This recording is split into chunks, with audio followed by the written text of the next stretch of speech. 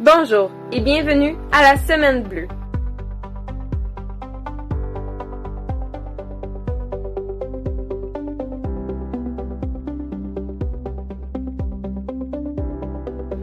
Cette semaine, nous parlons de mycologie.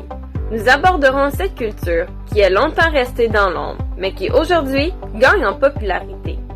Du champignon de Paris à la récolte de champignons sauvages, en passant par les trousses maison et les mycorhizes. Nous avons la chance d'avoir avec nous une belle brochette d'invités qui pourra répondre à nos questions sur cette culture non seulement émergente, mais aussi changeante.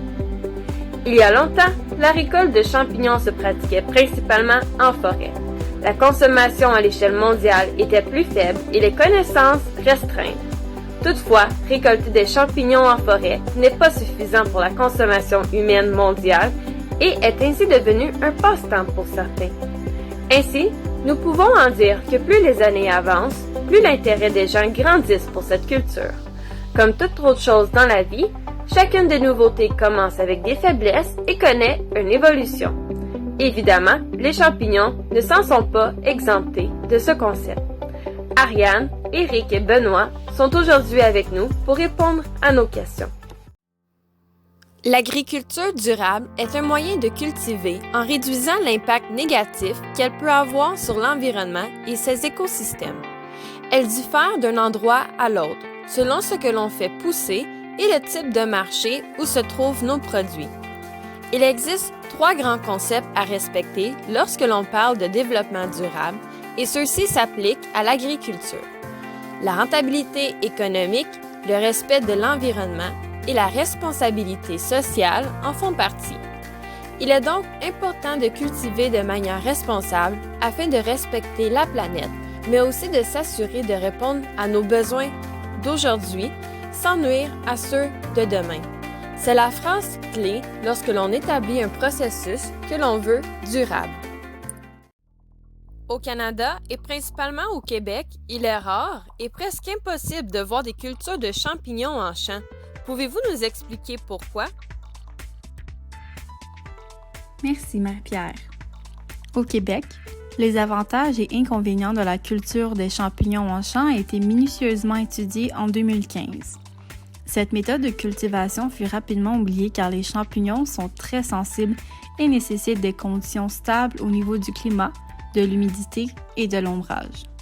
De plus en plus de serres sont donc apparues à partir de 2016. De cette évolution, des impacts positifs ont émergé. En serre, l'espace de cultivation, l'eau de brumisation ainsi que les matériaux sont réduits. Le tout donne une plus grande rentabilité. Nous pouvons donc en dire qu'une plus grande quantité de champignons est cultivée pour un coût monétaire moins élevé, tout en favorisant l'aspect environnemental. De manière générale, est-ce que les méthodes de cultivation se sont améliorées au cours des dernières années? Très bonne question ici. En fait, au début, les méthodes générales utilisées dans la cultivation des champignons sont plus ou moins écologiques. Toutefois, les procédures ont été améliorées petit à petit. Par exemple, pour la désinfection, on remplace l'eau de javel par de la chaux. De plus, les granules de bois franc, nourriture pour les champignons, sont remplacés par des sciures et copeaux de bois recyclés. Existe-t-il des répercussions liées à la culture d'autrefois?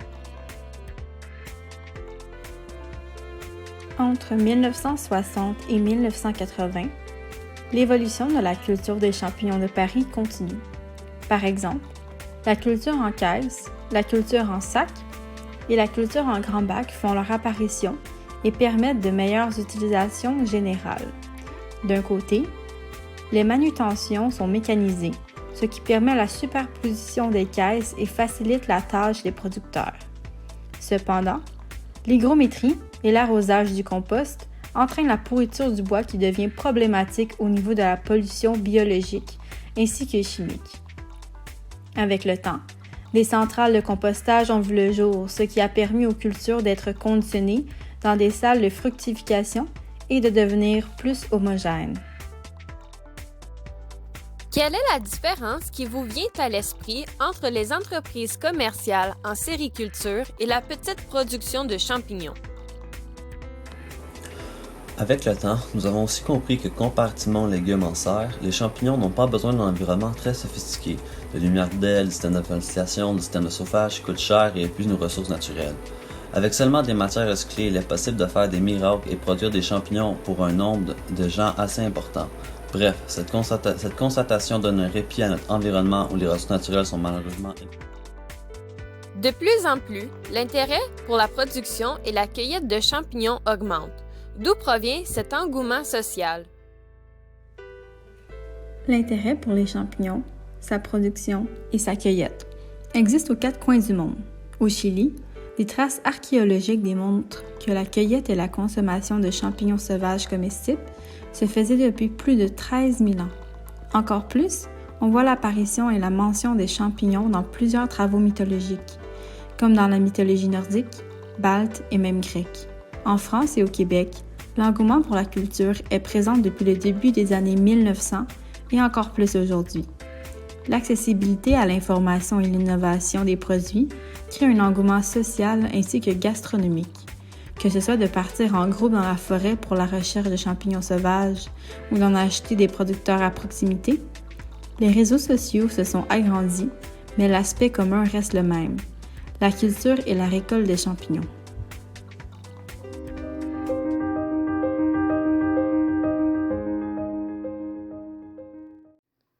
Parlez-moi de l'évolution de la culture du champignon de Paris en France.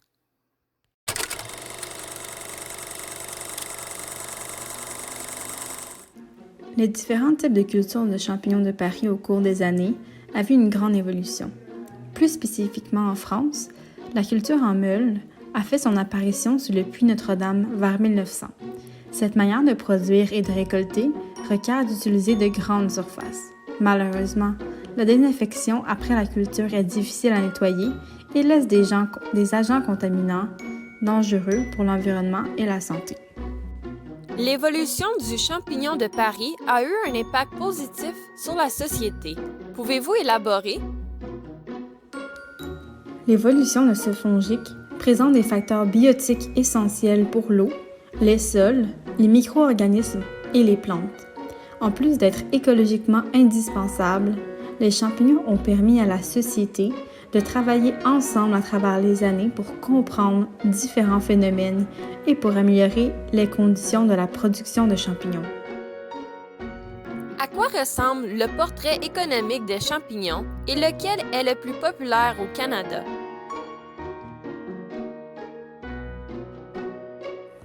Le champignon le plus produit au Canada sont les Acarius avec 98% de la production enregistrée par Statistique Canada en 2017. En 1987, 83% des producteurs de champignons produisaient des Acarius et l'autre 17% produisaient des champignons de spécialité. Maintenant, 30 ans plus tard, en 2017, 19% des producteurs produisent des Acarius. Ainsi, plusieurs producteurs ont suivi la tendance et ont changé leur production vers le champignon de spécialité.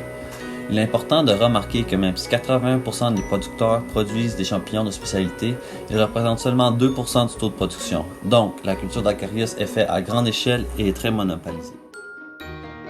Que voulez-vous dire quand vous parlez de tendance pour les champignons de spécialité? Dans le passé, les champignons de spécialité étaient vendus principalement aux restaurants de haut de gamme. Statistique Canada a enregistré un taux de production de 5 tonnes de champignons spécialisés en 2016. En 2011, le taux de production était de 40 tonnes. Aujourd'hui, ils ont commencé à faire leurs apparitions sur les tablettes d'épicerie ainsi que l'exportation ont contribué au grossissement du marché.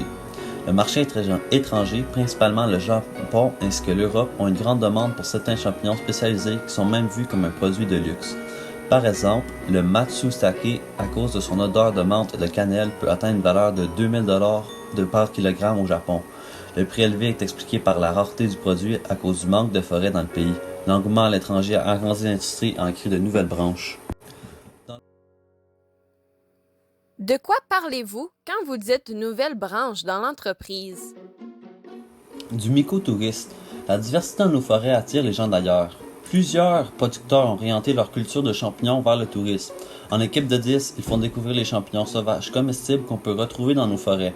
En plus de représenter une forme de revenu pour les producteurs, le mycotourisme fait profiter les secteurs de l'hôtellerie et la restauration, en plus de développer l'économie pour les régions les plus éloignées. Mon collègue élabora plus sur les impacts négatifs de cette pratique.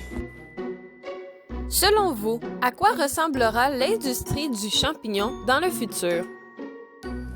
Je crois que l'industrie du champignon est assurée de grandir et surtout la portion des champignons de spécialité. En plus de leur apparition dans les épiceries, le ministère de l'Agriculture et de l'Agroalimentaire s'implique dans l'industrie en investissant plus d'250 millions de dollars dans Mushroom Canada. La mission de Mushroom Canada est d'informer les citoyens sur les bienfaits des champignons de spécialité dans nos plats, ainsi que de faire des recherches sur le marché du champignon à l'étranger, notamment au Japon. De plus, l'entreprise Blanc de Guéry fait pousser des pleurotes au cœur de Hochelaga Maisonneuve. Ils le font pousser à l'aide d'un substrat à base de marque de café acheté dans la ville de Montréal. Généralement, les pleurotes dans les restaurants proviennent de la Chine ou de la Pologne. Croyez-vous que le mycotourisme aura un impact sur l'économie dans le futur? Certainement. Si nous regardons en Espagne où le mycotourisme y est plus développé, 27 000 km² de forêt est utilisé pour la production de champignons et 27 000 tonnes de champignons y sont poussées. Près du tiers des revenus viennent du secteur récréatif. Au Québec, nous avons 761 000 km² de forêt. Donc, ça laisse imaginer comment gros pourrait l'industrie se développer. Également, en 2016, la pourvoirie des Trois-Lacs à Saint-Bruno de Kamarouska a accueilli 300 touristes, dont près de la moitié n'étaient pas canadiens. Depuis cette date, il augmente annuellement leur nombre de visiteurs de 35%. Qu'est-ce que l'aspect social a su apporter dans le contexte du développement durable? Les champignons ont un rôle essentiel dans le cadre du contexte de développement durable. Heureusement, grâce à l'engouement relié à cette production, la biodiversité de ce fongique a connu un succès mondial. Les mycologues ont contribué à la continuation de plusieurs variétés, comme les champignons de Paris, les pleurotes, les shiitakes et encore plus. L'aspect important à comprendre de cette production est qu'elle donne une production élevée verticalement, contrairement à une surface conventionnelle cultivée horizontalement. Au niveau biologique, la myciculture entraîne la biocénose, plus précisément la mycocénose, qui est un pilier important pour conserver par les producteurs de champignons. Aujourd'hui, la culture peut se faire sur bûche ou sur souche, et même au sol. Cependant, la culture en serre est prometteuse lorsqu'on l'associe au développement durable.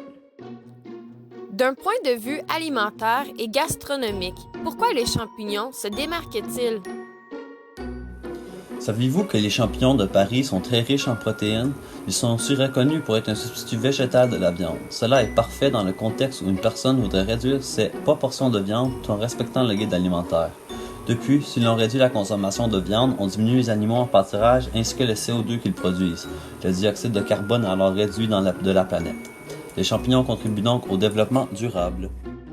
Est-ce vrai que cultiver des champignons est simple, écologique et efficace pour répondre à la demande d'un groupe de gens assez nombreux? Mais ce n'est pas tout. Avec un peu d'imagination, la culture de champignons peut se faire avec des matériaux entièrement recyclés. Notre empreinte écologique est ainsi réduite. Dominique Lynch-Gauthier, une jeune femme âgée d'une trentaine d'années, cultive des champignons de type pleurote dans des seaux troués remplis de déchets de cuisine. Ils sont capables de nourrir une petite population avec un coût très peu élevé tout en recyclant.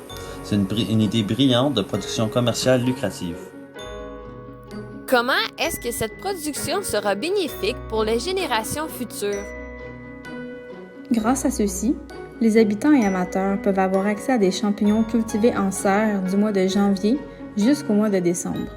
En plus d'interpeller les mycologues à la cueillette sauvage, la culture de champignons est un modèle de développement durable incomparable puisqu'elle réutilise les déchets agricoles.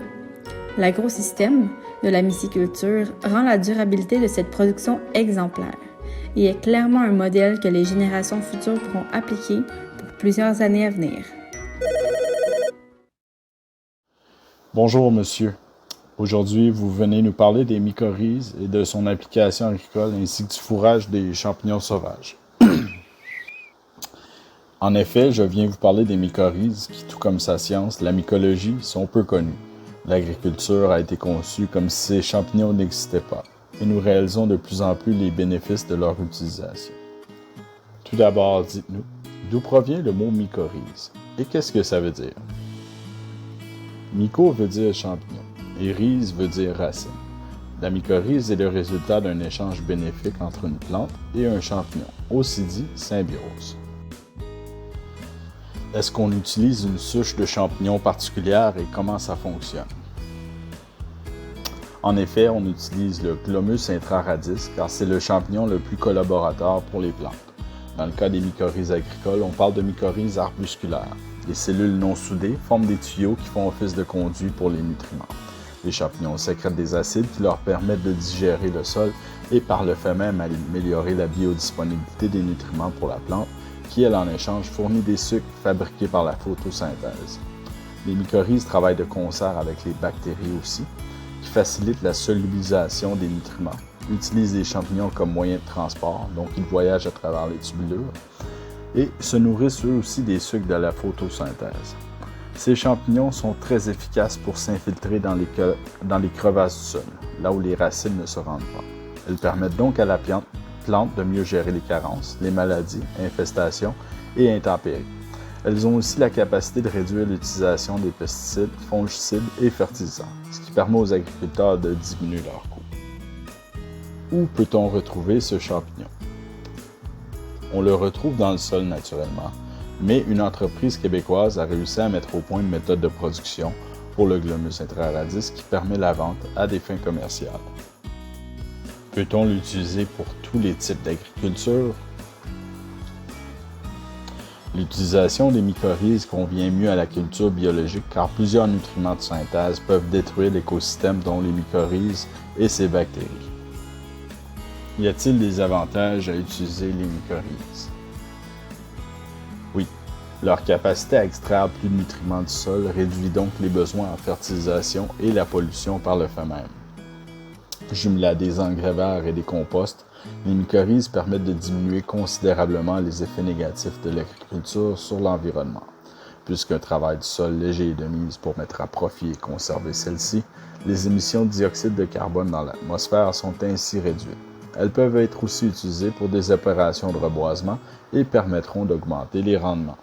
La crise du phosphore est un sujet de plus en plus pressant, mais les mycorhizes s'avèrent être une solution. Puisque le phosphore s'ancre dans les complexes argilo-humiques, il faut utiliser de l'acide sulfurique pour l'extraire afin de créer le phosphate qui sera disponible pour les plantes. Ce procédé est très polluant et deviendra dérisoire une fois les ressources épuisées. Les mycorhizes ont la capacité d'extraire ce phosphore non labile des complexes argilo-humiques et permettraient ainsi de remédier à cette situation. Quelle autre application y a-t-il pour les mycorhizes et pourquoi est-ce un sujet si peu connu? Les mycorhizes ont aussi la capacité de décomposer du plastique, absorber un dégât d'huile, ainsi que certains métaux lourds des sols contaminés. Et même les résidus radioactifs ne sont pas épargnés. La bioremédiation à l'aide de champignons est de plus en plus populaire. Cette façon de faire est beaucoup plus naturelle, nécessite moins d'efforts et permet aussi de diminuer les coûts de ces activités. Pour le moment, le processus est trop lent pour être utilisé à grande échelle, mais on voit de plus en plus de petits projets de mycorémédiation qui recherchent à trouver les applications possibles. Malgré sa popularité croissante, la mycologie reste une science peu connue. La remédiation biologique à base de champignons trouve difficilement des preneurs au niveau financement, ce qui peut rendre certains projets de recherche difficiles. Nous entendons plus en plus souvent parler de fourrage en bien, mais y a-t-il selon vous des côtés néfastes? En effet, le fourrage de champignons sauvages est de plus en plus populaire auprès des marchés locaux, des chefs et des adeptes de la nature. Cette méthode de cueillette, peu connue du monde occidental, est pourtant bien répandue dans les pays asiatiques ainsi que l'Europe de l'Est. Cette pratique, qui crée autant d'engouement que de controverses, vaut la peine qu'on s'y attarde. Puisque cette pratique est beaucoup plus connue dans les pays orientaux, le savoir lié à sa cueillette se transmet de génération en génération. Ce savoir n'est pas acquis par tous les nouveaux adeptes occidentaux et c'est ce qui alarme les environnementalistes et mycologues. N'y a-t-il pas un moyen de s'éduquer correctement? Oui, la popularité grandissante du fourrage a vu naître plusieurs ateliers qui permettent aux gens d'en apprendre plus sur les manières et techniques de fourrage qui sont respectueuses de l'environnement. Mais il y a aussi les livres. Dans ce cas, il est souvent peu probable qu'une personne sans expérience préalable et supervision puisse effectuer une cueillette sans risque pour elle-même et l'environnement. Cette popularité en fait en sorte qu'un nombre d'adeptes mal avisés ont souvent fait des cueillettes trop tôt pour permettre aux champignons de se reproduire convenablement ou ont même fait la récolte de champignons qui ne sont pas comestibles. La destruction des écosystèmes par piétinement est aussi rendue problématique. Y a-t-il des moyens mis en place pour contrôler le problème? En Angleterre, par exemple, des nouvelles restrictions s'imposent sur les parcs publics afin de limiter la cueillette de champignons. Ces restrictions causent beaucoup d'émoi au sein de la communauté fourragère puisqu'on leur octroie des motivations racistes. Par contre, en jetant un coup d'œil à l'agriculture du pays, nous remarquons que la production agricole se veut intensive et prend énormément de place. Comparé au Chili, qui prend en considération la flore mycologique dans ses plans de protection de l'environnement, l'Angleterre ne possède pas de plans semblables et l'espace qui reste maintenant aux champignons se limite aux forêts du royaume. Cette limite d'espace est donc à prendre en considération. La surexploitation est aussi problématique. Est-il mieux selon vous de ne pas cueillir de champignons sauvages? Il faut faire attention. Certains champignons sont des bioaccumulateurs, donc ils peuvent extraire beaucoup de métaux lourds du sol, comme exemple la chanterelle. La production d'acide par le mycélium pour digérer la matière organique, ainsi que la présence de cette petite matière sont propices à des pH acides, ce qui permet donc aux métaux lourds de se dissoudre dans la solution aqueuse du sol. Il est important de bien connaître l'emplacement et les technicalités liées à la cueillette afin de minimiser les risques pour le consommateur et l'environnement.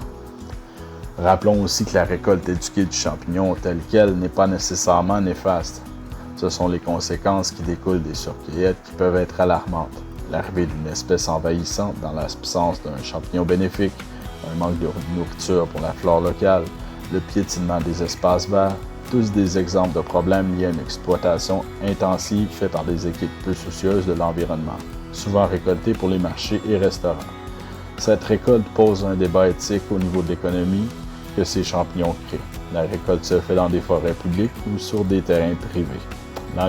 L'Angleterre envisage de remédier à cette problématique avec la possibilité d'acquérir un permis de cueillette, ce qui permettrait d'avoir un meilleur contrôle sur cette économie florissante.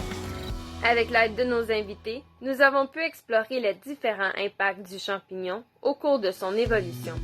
Les méthodes de culture, l'origine de l'engouement, les tendances et l'apport de ceux-ci sont au niveau de l'économie. De plus, la production de champignons de qualité s'ajoute aux multiples raisons pourquoi ce fongique est un élément clé pour le développement durable. Les générations futures pourront être assurées que la continuation de cette production n'aura que des effets positifs sur l'environnement, la responsabilité sociale ainsi que la rentabilité économique. Selon nos experts, la seule inquiétude présente est bien celle du fourrage. Et oui, comme notre collègue Benoît a su mentionner, pour éviter la destruction de nos sols avec la cueillette de champignons, un permis et une formation devra être un prérequis pour se lancer dans cette activité. Et si les formations pour le fourrage et la mycologie étaient plus accessibles, que deviendrait-il de la conservation des sols pour les générations à venir? Merci beaucoup! C'était la Semaine Bleue en direct.